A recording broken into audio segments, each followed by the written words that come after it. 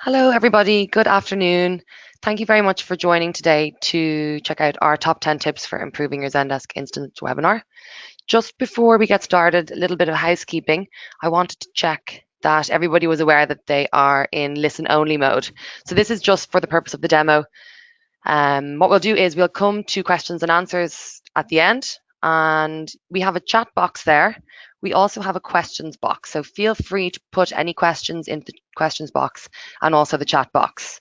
I'm going to launch a poll, which will help me know that you can all hear me and see my screen. So it would be great if you could respond. I haven't shared my screen yet, but I will now in a moment. And then we know that we're all good to go. So everybody has, okay, perfect. Everybody can hear. So bear with me now and we can share our screen.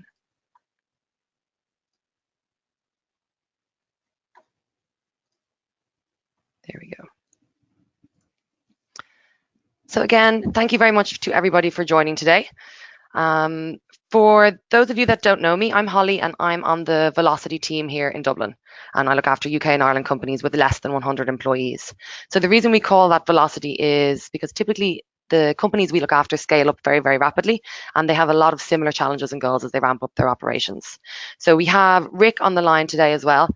Rick is one of the directors of Appamondo, who are a premium Zendesk partner. They provide a really wide range of services from implementation to custom configuration and account fixes. So I want to say a really warm welcome and thank you to Rick for helping us out today and sharing your insights with us in this webinar.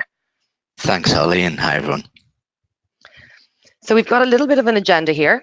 I've done a little bit of a brief intro, but I will let Rick introduce himself and Appamondo and on the services they provide. We'll move then on to a summary so we can go through the different points, the top 10 tips as such, and where the benefit is for your business.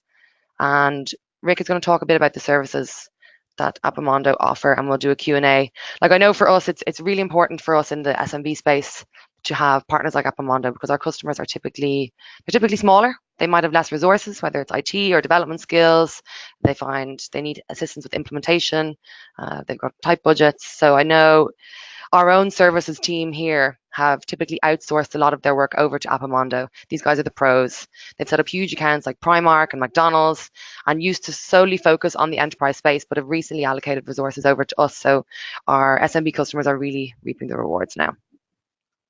So I'll let Rick, if you want to take it over from there. Thanks, Holly. So as Holly mentioned, Appamondo is Zendesk Premier Partner. We were the first UK partner and reseller outside of the US. We've been a partner with Zendesk as long as the program's been available. So we've got over 6 years of experience, as Holly mentioned, with large blue chip organizations, all the way down to brand new startups that we're working with, even as recently as today, taking on new startup accounts ranging from one user all the way up to hundreds of Zendesk accounts at a time. We have a philosophy of think, create, develop, and deliver. So we're essentially building, implementing, training, and supporting Zendesk deployments and helping to improve your customer service, your customer relations via transforming those, building bespoke Zendesk applications, helping to understand what your processes look like today, how they're currently working in Zendesk, and how we might use some of the Zendesk feature set, the advances in AI and all of the insights that Zendesk can give us to improve your implementation on an ongoing basis. So that's a quick bit about Appamondo. Hopefully we can give you our top 10 tips on Zendesk today. We may even throw in a little bonus at the end. A little 11th tip. Yeah, I couldn't resist a little extra one. There's a few things which I think are commonly overlooked. So hopefully you'll find it useful. And as Holly said, if you've got any questions, please stick around at the end and we'll hopefully answer them for you.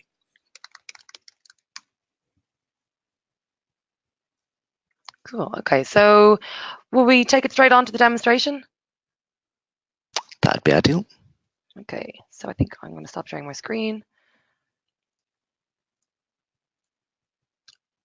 over to Rick.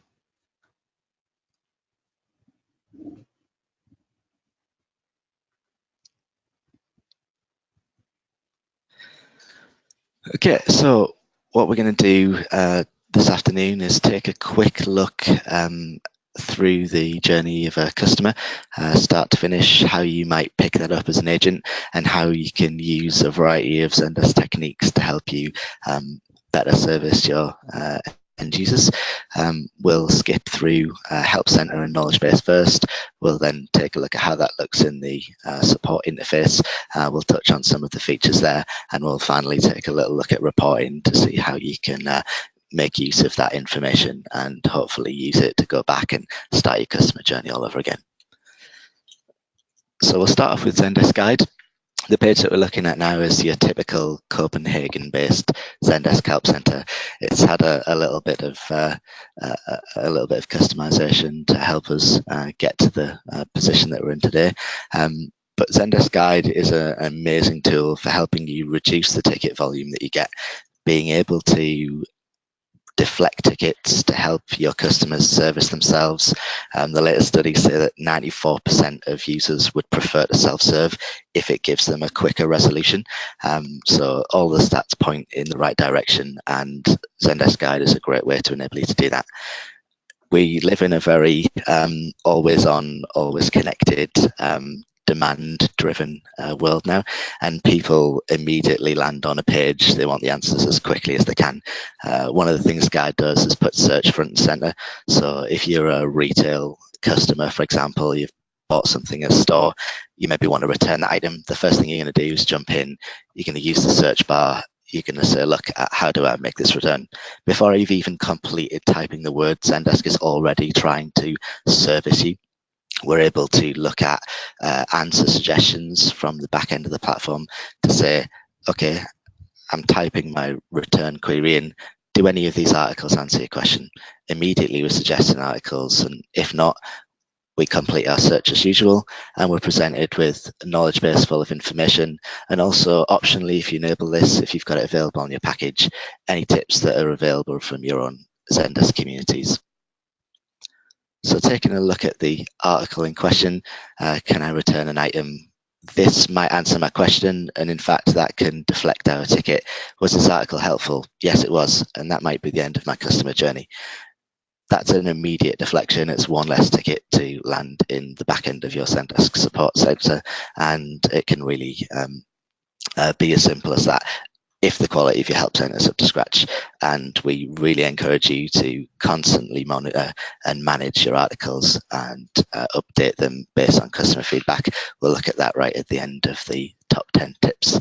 For now, this is really good. I mean, I think a lot of people do underestimate the power of the help center and the money that they'll save by deflecting, ideally, a huge amount of their tickets over to the help center. Like, the benefits of this, would you say there's certain benefits to this compared to your typical static FAQ page? Your FAQ page that normally you'll find on most slightly older corporate websites is something that typically gets built and deployed alongside the website. Now, in an e-commerce platform, for example, that's something that might not change very often. You may always keep your products up to date, your catalogs up to date. You might post new banner messages, images to talk about a sale or promotion that you've got on, but not often do we take the time to go to that static FAQ page that often sits under the fold right at the bottom of a page and update the content that it's held. You really should, because your customers know what they want. They ask for it using your search bar. Again, we'll look at that a little bit later on. But the main difference with Zendesk Guide is it puts the ability to solve problems and update that content in the hands of your agents, the people that are subject matter experts, the people that know about the issues that you receive on a daily basis. By all means, put a workflow in place, again, available on Guide Enterprise. You've got that really strong workflow management tool for articles that can help you let an agent suggest an edit to an article, have that approved by a manager or an approver if you want to, or trust your agents. They're the people with the knowledge. Give them the capability to edit that information, make it available to your customers, and help them help themselves. Yeah, very good. So let's work on the assumption that in this specific instance, this did not answer our question. We can, of course, navigate back and forward through the breadcrumbs. We can navigate around like we would any other site, and we can jump and look at a number of different inquiries. But if these don't answer our question, then we can submit a request. So login tickets will be something that your customers do all the time. For those of you who are using Guide, this will not be a new thing that you won't have seen before. But for those people that are still using the core experience of Zendesk support and maybe haven't moved to Guide yet, I'm sure at some point in the future we'll do a talk on how web forms are the best mechanism to take in your customer data versus email and pretty much any other channel. But for today, let's say that they're a really useful tool because you can take and tailor the information that you want from your customers. And again, you can help them help themselves by looking at the subject, suggesting articles to them as they go. If the customer doesn't want to read them, doesn't want to fill them in, that's up to them. You're giving them the choice to self-serve if they want to or not. They will. So let's just say in this instance, hi, I need to return my beanbag. Can you assist? Thanks. Lexi. So Lexi's our customer today. She's got an issue with a beanbag that she's bought from our mondo.com store, and we're going to jump in and select that. I don't know, we're going to return this item because it's faulty. We've got options for opting in and out of marketing. We could, of course, attach files to this. Multiple reasons to use the web form over email in this case, but let's submit that ticket and jump into the second side of Guide that makes it a really vital tool to help your customers, which is the My Activities section.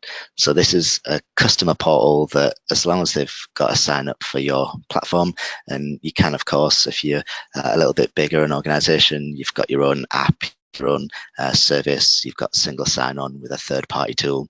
You can, of course, integrate those, but for most of us, and ourselves included, this is just giving somebody a username and password to access Zendesk and not just rely on email. This is giving you that secure messaging system that lets them keep on top of the tickets that they've logged with you and receive constant updates through the platform of when you've responded and the status of each of those requests. So Lexi's logged a ticket. She can see that it's been logged. She's not received a response yet. Now let's jump in and look at option 2, which is ticket forms. So the ticket that we just submitted, totally unbeknownst to the customer, was actually one of a number of ticket forms that we've got available in Zendesk. Now, those of you on Zendesk Enterprise with the appropriate add-on for Zendesk Professional, you'll be able to take advantage of a multitude of these forms rather than just one. But we can see on the left-hand side of our Zendesk interface here, we've got the ticket form that the customers filled in. So we can see Lexi's filled in our standard customer service form. We're able to use that ticket form to route and help categorize requests. So that might be pushing requests to a specific team, so that inquiries about beanbags in this case, they might go through to a specific team that's got subject matter expertise. It could be that it's a high priority ticket, so you know what, we're going to push that through to a second line support team. You can route that information directly based on the form using triggers that we'll come to a little bit later. But those ticket forms, having a multitude of them will really enable you to keep your Zendesk support interface nice and tidy, make sure that you gather the requisite information that you need from your customers, make sure your agents have got somewhere to fill in that information that's not a huge long form with lots of irrelevant information. It's helping to keep things focused and routed it correctly. You can also utilize that in combination with top tip number 3, which is our answer bot. Zendesk made some great improvements to the answer bot service lately and has been taking strides forward with AI over the past year or so. And where we are today is having answer bot able to support your agents as well as your end users. in the support interface here, we can see Lexi's original question, I need to return my beanbag, can you assist? We're actually getting a note from Answerbot here saying that Answerbot sent Lexi a message saying that these articles might help her. So this top tip number 3, let Answerbot take the pain out of dealing with regular common inquiries with your end users. This tool will be guided by you. So it's clever enough to be set up with very minimal engagement. You can just turn it on and say, you know what, use the inbuilt knowledge that you get, improve yourself over time, and we'll look at that in a second. But also you can make it quite specific. You can say, I only want Answerbot to answer questions that come in on a specific Zendesk ticket form or about a specific category or that meets certain criteria. Configuring that enables you to have a little bit more control if you want it as an option.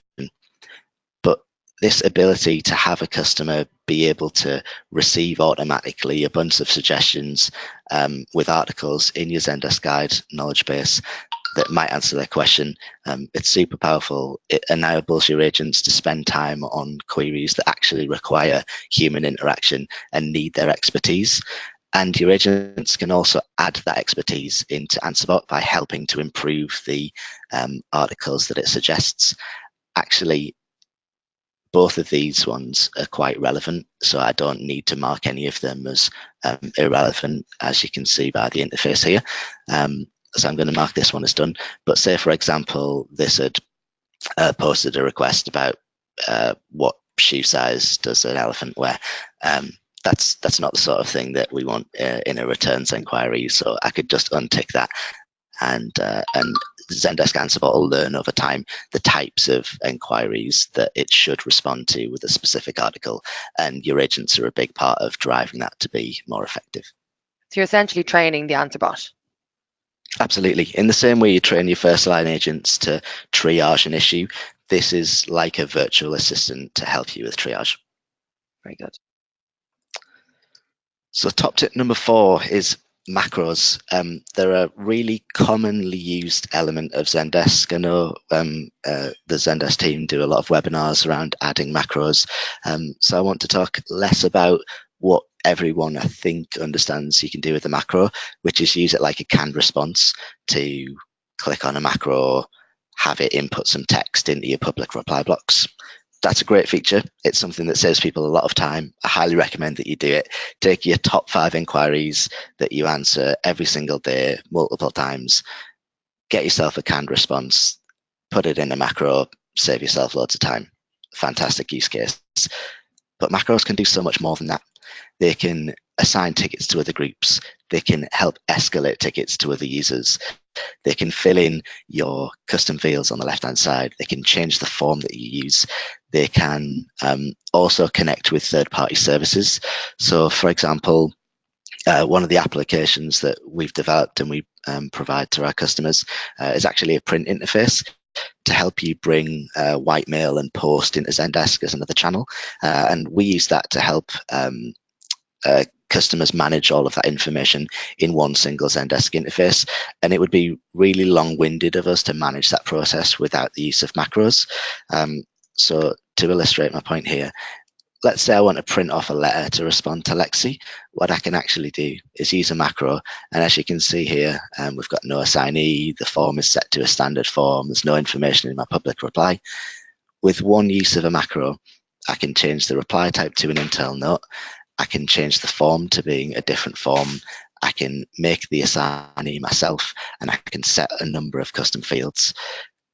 This is going to give me the ability to solve tickets much more quickly, to improve the efficiency of triage, and to help standardize and improve the quality of your Zendesk responses. If your agents are consistently giving the same message and hand typing it over and over again, just use one standard template response. It means that regardless of which agent you deal with, if you ask the same question as any other person on the planet, you're going to get exactly the same response. So great use case. And if we submit that ticket and we stay on it, you'll see here that information gets updated. And this can with the help of Zendesk apps, this can help to provide additional information. And again, that one macro has not only updated the ticket, it's fired off a notification to a third-party service, and that third-party service has then made another set of amendments to your ticket. So again, one macro, it can do more than just a canned response. Top tip number 5 is Pathfinder. This is an outstanding tool to help you monitor what your agents are doing prior to logging tickets. If you, as an agent, see an inquiry come in about a return, as we've got here, your gut instinct reading your message of, I need to return my beanbag, can you assist, might very well be to use a macro, which is your common response that you would always give to return.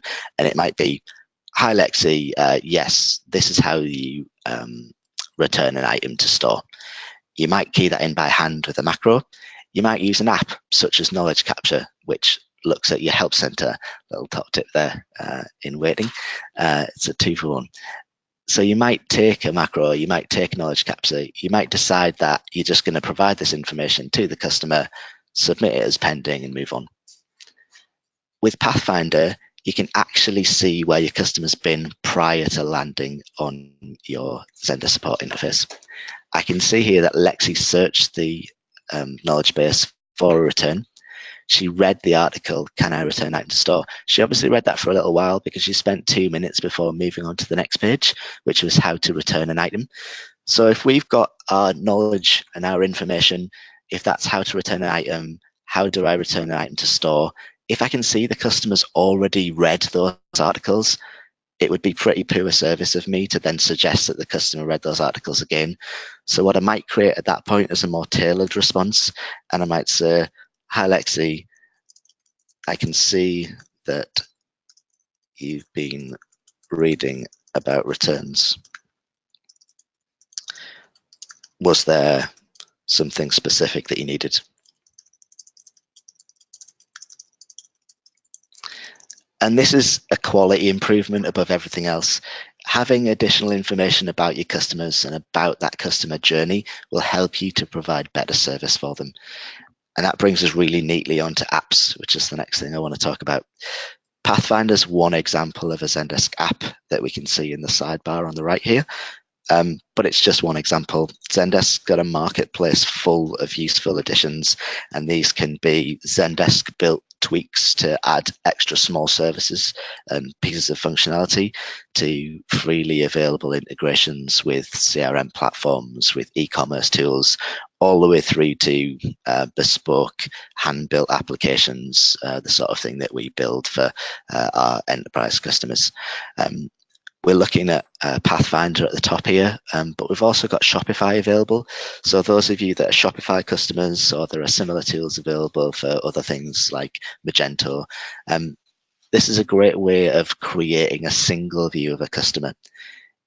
If you've got a wealth of knowledge in your e-commerce platform about your customer, what they've ordered, when they ordered it, how many returns they've done, address information, personal data, you can share all of that useful information with your Zendesk account using a simple, easy to install marketplace application.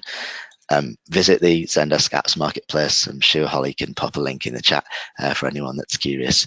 There's a wealth of data there that's available. And these are all pre-built. They don't require customization. The ones in there, they're ready to go, literally just a plug and play. Yep, you can click on the marketplace, you can hit install. If it's working with a third-party service, you may need to do a little bit of configuration. Again, I'm sure your account manager, the Zendesk support team, or somebody like ourselves would be happy to help if you got stuck. But they're essentially plug and play applications that appear in the sidebar and enable that additional piece of functionality. So things like Pathfinder, another great one that we use a lot is Knowledge Capture.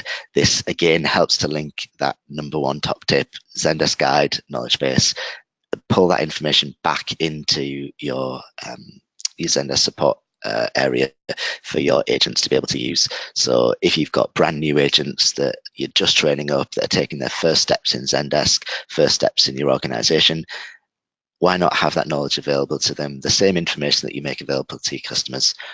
It's enabling us to sit there and say, actually, I'm relatively comfortable putting a total greenhorn agent in front of a customer because I can see that I'm giving them the knowledge that I give my customers. And the subject heading that a ticket is logged under is automatically transferred into the knowledge capture application, and it will then suggest articles using the same search facility that you get in Zendesk Guide, but displaying that in the agent interface. You can override that search if you want to. You can click on any of these articles, and they are, as you can see on screen, they're going to display that information to the agent without leaving the interface at all. And what we can do is use the link article link at the bottom, and we can actually insert that information. So we can say, to finish off our journey here, hi Lexi, I can see you've been reading about returns. Was there something specific you needed? We can say, was this article not helpful? Question mark. We can leave the link to the article. Thanks, Rick. And we can submit our ticket. And hopefully that'll help you provide a much better quality of service. We can make specific decisions based on information that we get on sidebar apps. And again, it's just about creating a more holistic view of your customer, creating a more pleasant omni-channel experience because you can gather information from multiple places. When we're trying to create a better experience, one of the things that you can do to improve this is enable Zendesk's customer satisfaction tools. So CSAT in Zendesk is something that's really easy to turn on if you just want to enable it for customers, and there's a default set of triggers that can be added. Zendesk CSAT is a simple yes or no option that at the end of any inquiry, when a ticket is submitted and it's set to solved, you can ask your customer after a certain amount of time, which is configurable, was this helpful? Yes or no. Please, did you receive good customer service? Yes or no. Did your agent solve your query? Yes or no. The message that you configure is entirely up to you, but the output is the same. It's getting a rating one way or the other. Did this resolve your customer's inquiry? It sounds like a really simple metric. It sounds like it's obvious. It's something that surprisingly a lot of people do not use in Zendesk. I'm going to whip in to the agent, the admin interface in Zendesk, and just run you through what that looks like in the back end. This is something that, as I say, is customizable by automations, which we'll look at in just a second. But this functionality, displaying that on-off customer satisfaction, we find it to be wildly effective. It's quite easy to have an email which pops up and says yes or no. It's got very high open rates, very high response rates. If you want to do more with customer satisfaction, there are options to do that in the marketplace. Again, go and have a look there. There's things like customer thermometer. There's a bunch of other tools that will do similar things. But for simplicity and response, you just can't beat Zendesk's CSAT capabilities. So before we do that, we're just going to jump back into our ticket, and we're going to look at one last thing, which is service level agreements. And we're going to throw in a little extra tip here called guided mode. Ooh, bonus tip. Bonus tip. So guided mode is something which the enterprise customers among you may have seen already. If not, and you're a professional or a team user, the guided mode specific part of this is only available on enterprise or with an add-on at professional. But SLAs are something that professional above you customers will be able to use. The ticket views that we're looking at on the main page here, we've got a quite simple one, which is unassigned tickets. What we're actually seeing now is a column in this view with next SLA breach. Now you can see these red ones here. We've set them up on this platform to show that SLAs can be missed. This one's actually 45 minutes late. This next SLA breach is in 3 hours. If I jump into a ticket here, you can see I was able to cherry pick those. I can look at the list of tickets that I want. I can pick which ticket I'm choosing to work. So even though I could see as an agent there was tickets there that were 45 minutes past their due date, that service level agreement that we're trying to keep to help maintain our standards as a customer. We're able to still go through and pick a message that doesn't have to be responded to, in this case, until 3 o'clock today. Now, that's great in terms of a management view, somebody that needs a top-down overview that's able to jump in and look at their tickets and decide based on human knowledge which tickets should be worked as a priority. And if you've got a smaller volume of cases, that can work really well because humans ultimately are better at making decisions where a non-logical choice may present itself than a machine will ever be. But actually, if you receive a high volume of inquiries, you may just want that decision taken away from your frontline agents, and you may want to present tickets one after the other in a priority order. Now, you can do that in SLA order by customizing your views. So we can actually say, let's sort this column by next breach of SLA. And that's a way you can do it if you're a customer that doesn't have access to guided mode. You can just sort it by your SLA breach, and you can encourage encourage your agents to be able to work through that one by one, top to bottom. And you can use features like agent collision detection, so that if you are looking at a specific ticket and you see up at the top corner here a little blue box which says another agent is working on that ticket, then by all means, you can do that and just move on if you can see somebody working on it. But this features Zendesk guided mode and this play button at the top. This feature is specifically designed to prevent you from having to do that. What it does is it enables you to be presented with tickets in an automatically sorted order based on the view that you're looking at. So you can see the view at the top changes from just looking at a normal ticket like we've got at the top here to this play button, and it says play mode. What this is going to do is slightly change the buttons that I've got available at the bottom of a ticket. And if I respond to this ticket and I pop in a response and I submit my ticket, it's going to move me on to the next available ticket automatically. I'm not being pushed back to my view. I don't have to go back in, review the tickets, decide which one to work next, open the ticket, work it, and do the same again and again and again. What it's going to do is present that information to me immediately and automatically. In the event that I can't answer that question, it's not something I'm able to assist with because I don't have the right capability. I am not sure what to do with it because I've never seen this type of ticket before. Maybe I just genuinely can't answer this question. I don't know about grey cushions. I don't know how to organise a replacement. I'm really new to this. I don't even know which department should deal with it internally, and I'm having a bit of a panic. I can always skip that ticket. When you skip a ticket, it gets posted against your agent profile so that your management team, your Zendesk admins, if you choose, they can actually review that and they can start to build up a picture of which tickets you've skipped over time. So looking at which tickets have been skipped can help you as a team improve. If you always skip tickets about grey cushions, actually, do we need to arrange a training session for the whole team to give us some more info on grey cushions because we're not able to answer customer queries? Is it that it's just one specific agent? When you do your one-to-ones with your agents, when you look at your stats at the end of a week or a day or a month, is that something that is a learning requirement? Is it something else that maybe we could improve? So using the skip and guided mode in combination with your service level agreements will mean that the most important tickets by priority, by service level agreement, are hit first, and then after that we're into tickets which don't have a service level, and we're then working through those again in that sequential order, one after another, until I hit a point where I can't deal with them and I can then skip a ticket.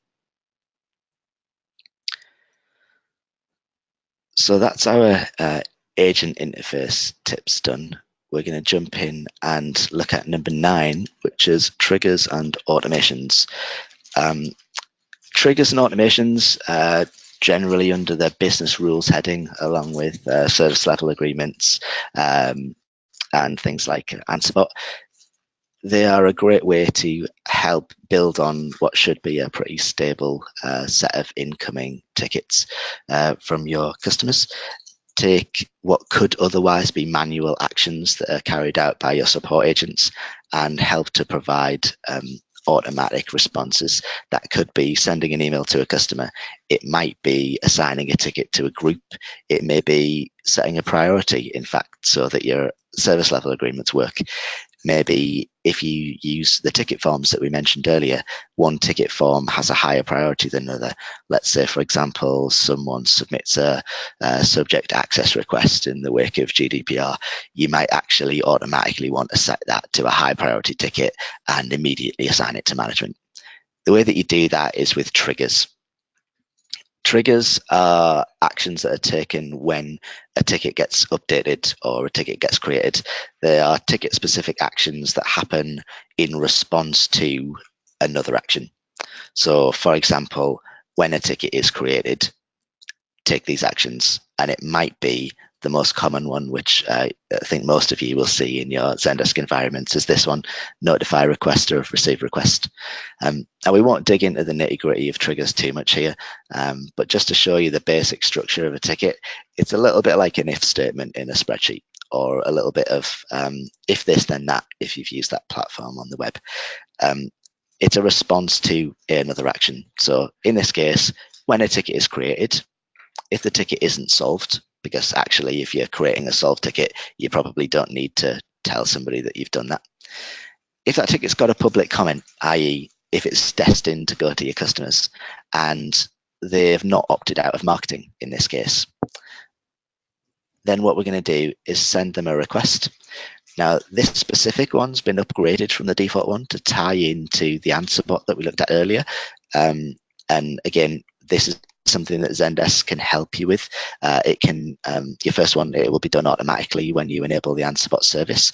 But if you do need help setting this up, then again, your account management support team at Zendesk or a partner like Appamondo will be able to help you with this.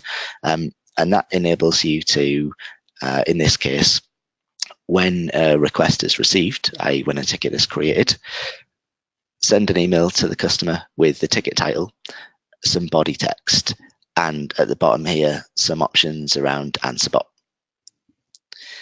That's a pretty simple one that, as I say, most of you will have in your Zendesks already, but this can be expanded to do so much more. And one of the ways that we normally suggest doing that is to help with categorization. So we talked about using macros earlier on to do a little bit of categorization. We also talked about ticket forms doing that. If you've got a ticket form which points to a specific group, like second line, maybe you've got a macro which can help you escalate your tickets to that second line group. They're both manual actions that either you or the customer has to take. Why not, if you've done that and that's your stage one and you've made that successful, if that macro is being used dozens of times a day, hundreds of times a day in some cases, why not replace that with a trigger or add a trigger to complement it? What we might do is say, when those conditions are met, so when a ticket is created, if it uses the second line form, rather than wait or do it based on a form, if some other criteria apply, we can create a trigger and that will automatically assign it to the second form for you. Automations work in a very similar way. So automations are like triggers that fire after a certain time period has expired. So if a ticket has not been updated within a certain period of time, then take an action. And again, we're going to look at a really simple example here, which is one that will be in pretty much everyone's Zendesk on the call today. The close ticket after X days automation. So when a ticket is set to solved, in this case, if the hours since solved has been more than 96, so it's 4 days in calendar hours, then close the ticket. This is probably the most commonly changed automation. It's one of the first things that we come across as a Zendesk partner with everyone from very small startups all the way through to large corporations. What's the difference between solved and closed? Why do I need to automatically close my tickets? why do my tickets close after a certain period of time? And the answer is this automation. Configuring this automation, some customers want to treat solved and closed very much the same. You can do that with a trigger if you really want to, but the nicest, neatest way is to at least give somebody an hour or two to respond. So if you're getting really tight and you want solved and closed to be very similar statuses, you might reduce this down all the way to 1 or 2 hours. Most people, though, might increase this to something like a week or reduce it to something like 2 days, halving this value. Just one example here in terms of setting from solve to close, but other uses are for escalation again. So let's take that example we looked at before. If you need to escalate a ticket to a second line team, for example, let's take a standard response time of 4 hours. So a customer submitted a ticket, Lexi's ticket's been in that circumstance for 4 hours. Actually, that's not good enough. It's missed our SLA at this point. What we want to do is stop that from happening. So what we might do, if we've got a 4-hour response time SLA that we've set up for the customer, what we might say is after 3 hours, if it's not been dealt with, automatically escalate it. So we could have an automation, and let's walk through the creation of this here. We could have an automation, if we click on add, which says SLA prompt. And let's say the hours since created is 3. And we can apply any other conditions that we need to. We can perform the following action. And it might be to email a user. It might be to email a group. It might be to escalate that ticket immediately. And we could do that by changing the ticket group into second line. Now, that could similarly be management if we really wanted to push it so that we don't miss our SLA. But in this case, I think what we're going to say is SLA prompt, let's call that second line. It's normally a good idea to make your titles when you're building business rules as descriptive as you can. So in this case, I'm going to make this one second line specific. And creating that automation is going to say from now on, excuse me, I missed off my ticket status is less than solved.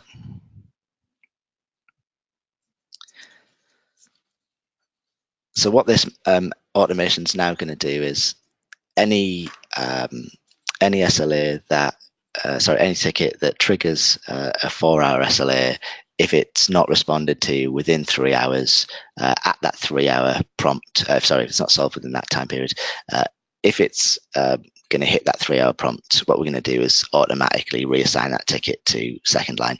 We're going to move it away from first line. They obviously don't have the capacity to deal with it and be able to do that on time. So we're going to move that forward.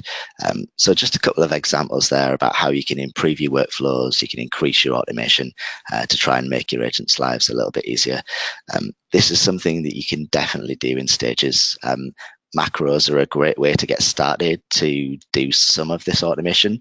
You can then take your time to see how your macros are being used, and you can build in triggers and automations to help with that.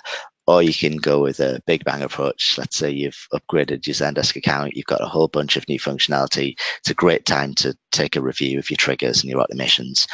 Have a look at your business processes and see how you can improve your processes by using some of those business rules in Zendesk to do more of the work for you. Again, it's just about saving agents time as much as we can. Yeah, like, I mean, we would get that a lot. I feel there's a lot of customers that could use assistance in building out workflows, and it's kind of the same questions all the time. And even with the SLAs, I think a lot of our customers would worry that or be a bit apprehensive that maybe these SLAs have to be customer facing or they have to be contractual or agreed. So that's obviously not the case, which is good to know. Yeah, and again, SLAs are part of these business rules. It's another way to improve your workflows. They can be really complicated. They can be quite simple. This one here is really straightforward that we've got in place at the moment. It is a first reply time with a next reply time with the same targets for each, and it applies to every single ticket that comes into this platform that is within a specific brand. It's about the most wide-ranging default SLAs you can create.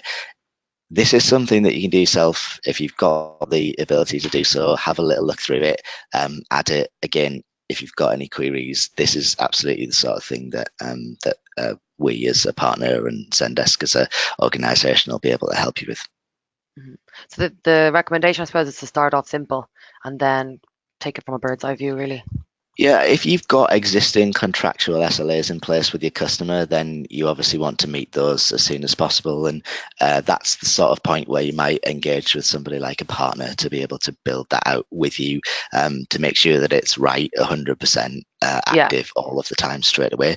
But actually, if this is an internal target for you to help improve the way that you deal with your customers, then start as simple as you can.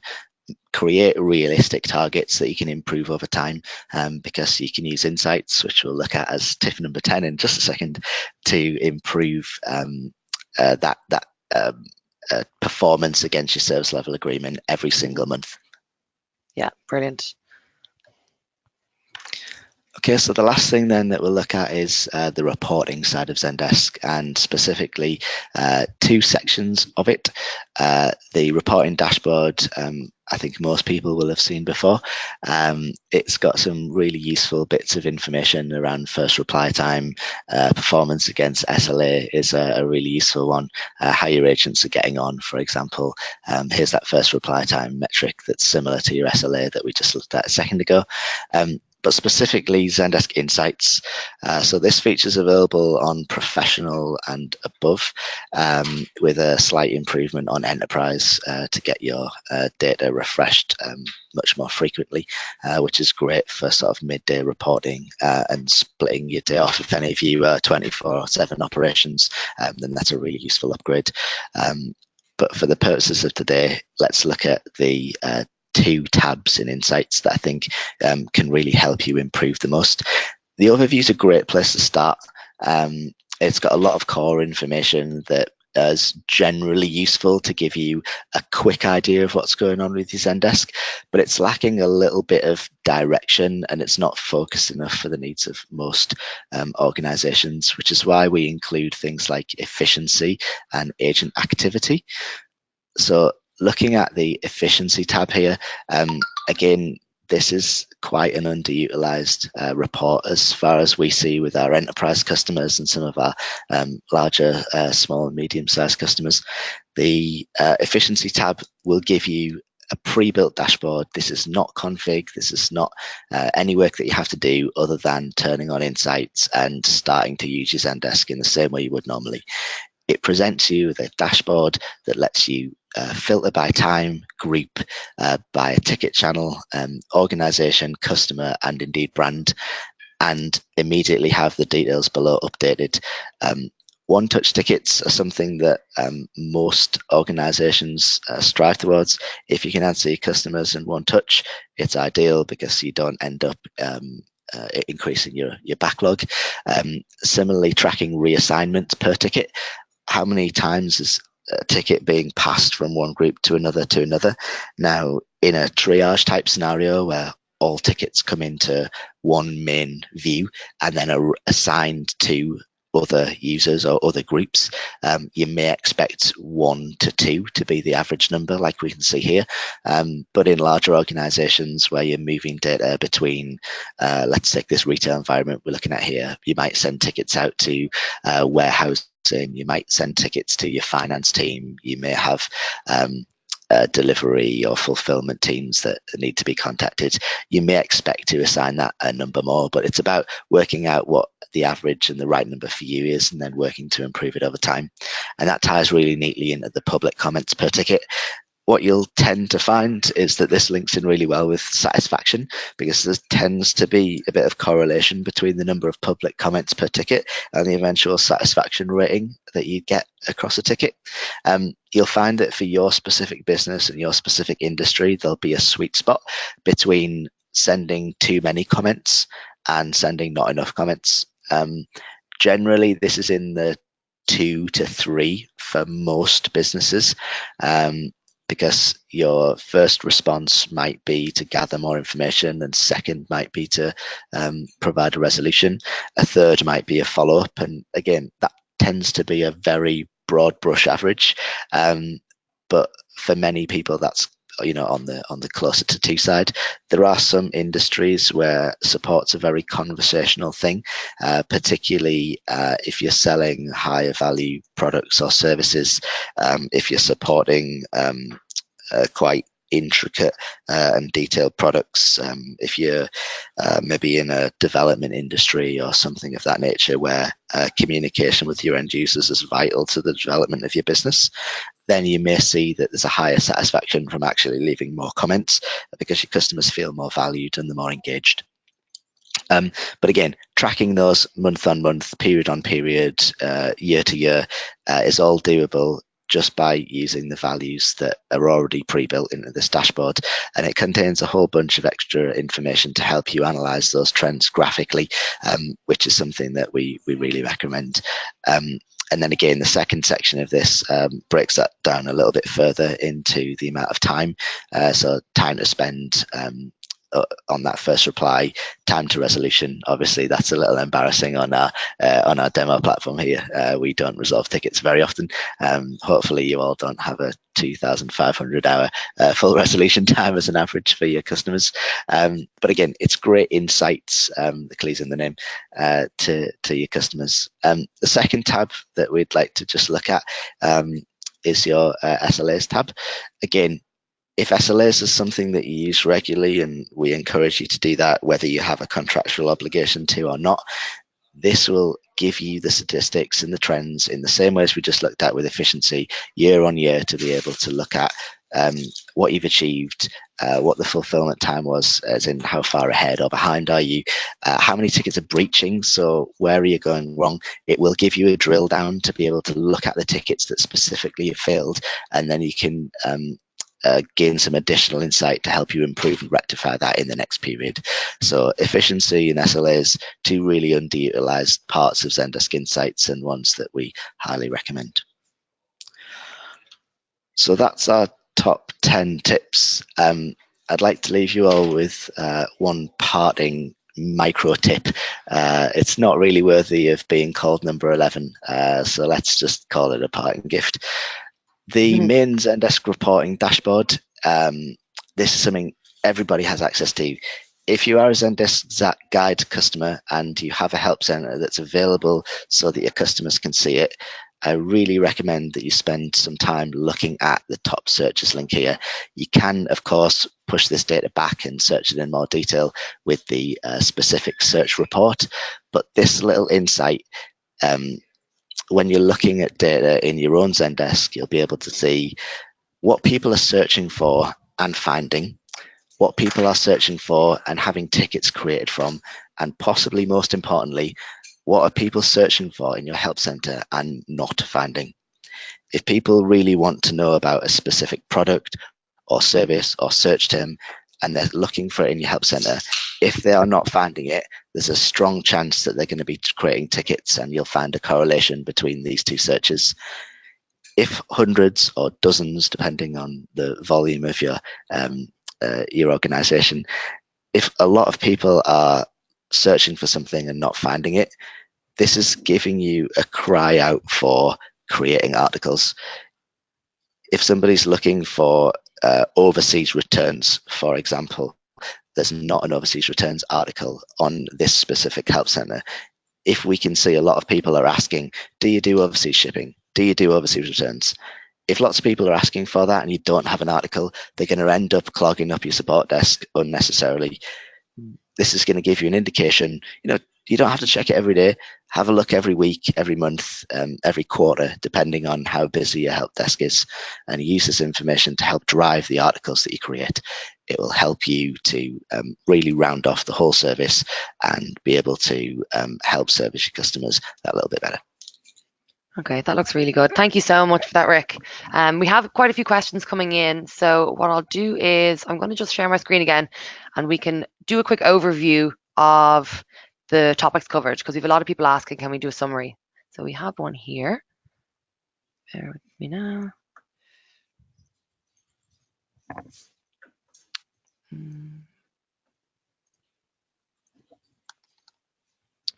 Okay. So what I will actually do, I'm going to send this out after the webinar in the follow-up email so that everybody gets a copy. That's probably the easiest way to do it. We have our 10 tips and our little bonus 11th and 12th micro tips. So I am going to,